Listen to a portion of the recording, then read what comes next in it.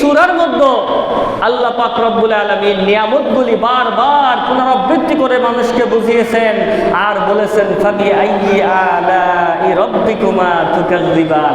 বান্দা, তুমি আমার কোন নিয়ামতকে অস্বীকার করতে পারবা? আমার একটা নিয়ামতকে অস্বীকার করে দেখাও। বলুন সুবহানাল্লাহ। আল্লাহর একটা নিয়ামতকে অস্বীকার করে দেখানোর কোনো সুযোগ নেই। যেই নিয়ামতটাকে আমরা বলবো এটা আল্লাহর নয়, ওইটাই আল্লাহর, এই কথার প্রমাণ আমরা কোরআন থেকে পেয়ে যাবো ইনশাআল্লাহ। তো আর রহমান, এই সূরাতুর রহমান এত দামি সূরা। আল্লাহ পাক রব্বুল আলামিন কুরআন নাযিল করেছেন, কোনো সন্দেহ আছে নাকি? তো আল্লাহ পাক রব্বুল আলামিন জিবরাইল আমিন আলাইহিমুস সালাতু ওয়াসসালামের মাধ্যমে নাযিল করলেন। ওহী হিসেবে জিবরাইল আমিন আলাইহিমুস সালাম এসে পাঠ করে শোনালেন সরওয়ারে কায়নাত জনাবে মুহাম্মদুর রাসূলুল্লাহ সাল্লাল্লাহু আলাইহি ওয়াসাল্লামকে। আল্লাহর রাসূল সাল্লাল্লাহু আলাইহি ওয়াসাল্লাম শুনিয়েছেন তার সাহাবাদেরকে, তার সাহাবারা শুনিয়েছেন তাবেঈদেরকে। আর এইভাবে আজকে পর্যন্ত আমরা কোরআনের কারীদের থেকে কোরআনের আয়াত তেলাওয়াত শুনি, ঠিক কিনা?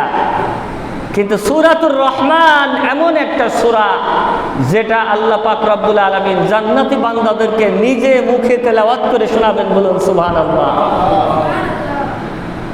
রহমানের পরিচয় পূর্ণভাবে যদি পেতে চাও সূরাতুর রহমান পড়ো। আল্লাহ পাক রব্বুল আলামিন বলেন আর রহমান। আর রহমান শব্দের অর্থ হলো অতি দয়ালু, অতিশয় দয়ালু, যার অনেক দয়া। এ আমার সামনে উপবিষ্ট যত মুসলমান ভাই ও বোনেরা আছেন, পর্দার আড়ালে মা বোনেরা আছেন, ভালো করে শুনে রাখেন। আল্লাহ রব্বুল আলামিন নিজের নামকে আর রহমান বলে ঘোষণা করেছেন, একটা পৃথক সূরা নাজিল করেছেন আর রহমান। এই সূরাতুর রহমান মানে দয়াময়ের সূরা, দয়াময় আল্লাহর সূরা। আল্লাহর কেমন দয়াময় এই কথা আমরা বুঝতে যদি চাই তাহলে আল্লাহর রাসূলের হাদিসের দিকে তাকাইতে হবে। বলুন সুবহানাল্লাহ। আল্লাহর রাসূল সাল্লাল্লাহু আলাইহি ওয়াসাল্লাম একদা সাহাবাদেরকে বলতেছেন, তোমাদের মধ্যে কেউ কি এটা সহ্য পাইবে যে তার মাকে হত্যা করা হবে তার সামনে? বলেন, আপনাদের মাকে যদি আপনার সামনে হত্যা করা হয় আপনি সহ্য করতে পারবেন?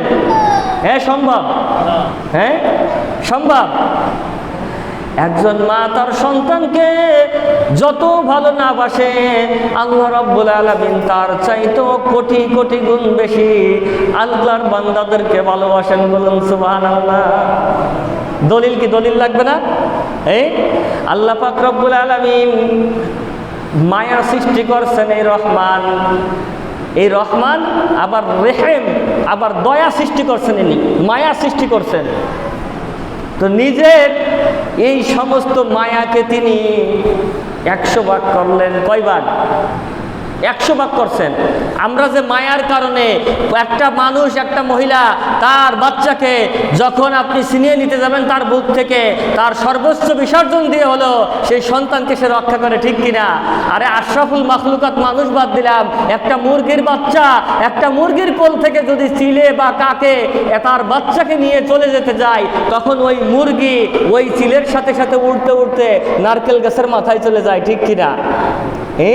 আশরাফুল মাখলুকাত বাদ দিলাম, সামান্য একটা আমাদের গৃহপালিত পশু প্রাণী যার যদি এত মায়া হয়, তাহলে আপনি চিন্তা করেন যে এই মায়ার কারণে আজকে একজন পুরুষ তার জীবনের সর্বোচ্চ ব্যয় করে, তার জীবনের সুখ শান্তি বিসর্জন দিয়ে সারা দিন পরিশ্রম করে পরিবারের এই সন্তানাদি, স্ত্রী, মা বাপকে ভালো রাখার জন্য। এটা কিসের কারণে? মায়ার কারণে, মুহাব্বতের কারণে, ভালোবাসার কারণে। তো এই মায়া মুহাব্বতকে আল্লাহ পাক রব্বুল আলামিন 100 ভাগে ভাগ করছেন। কয় ভাগে? 100 ভাগে ভাগ করছেন। 100 ভাগে আল্লাহ পাক রব্বুল আলামিন মায়াকে ভাগ করে নিজের কাছে 99 ভাগ মায়া রেখে দিয়েছেন। বলুন সুবহানাল্লাহ।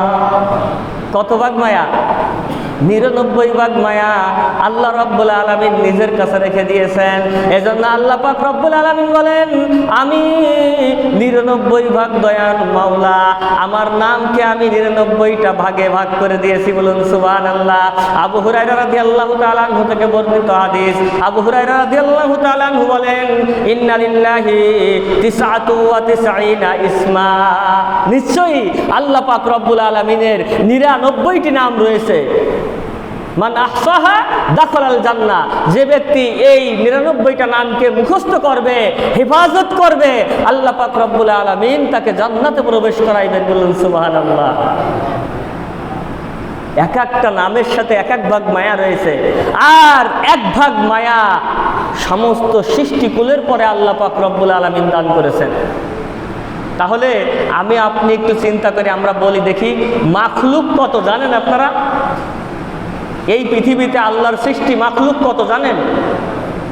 এই সমাজে একটা ভুল প্রচলন আছে 18,000 মাখলুকত, কিন্তু না। ওয়ামা ইয়ালামু জুনুদা রাব্বিক, আল্লাহর সৈন্য সম্পর্কে এই মানুষের কোনো ধারণা নাই।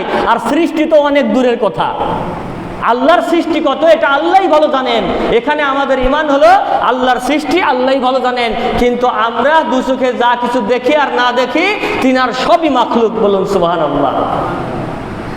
আল্লাহ পাক রব্বুল আলামিন মায়াকে 100 ভাগে ভাগ করিয়া 99 ভাগ মায়া নিজের কাছে রাখছেন, আর 1 ভাগ মায়াকে তামাম মাখলুকাতের পরে দিয়েছেন। ও আমার ভাইরা, একটু চিন্তা করে দেখেন তো, হাজার হাজার লক্ষ লক্ষ কোটি কোটি গুণ মাখলুকাত, এত মাখলুকের মধ্যে আমরা মানুষ এই 1 ভাগ মায়ার কত অংশ পেয়েছি? লক্ষ লক্ষ কোটি কোটি গুণ মানুষ প্রাণী আল্লাহর সৃষ্টি, তাই সবাই মায়া পাইছে 1 ভাগ। কোন যন্ত্র কম্পিউটার দিয়ে ভাগ করে এর ডিভিশন করা সম্ভব?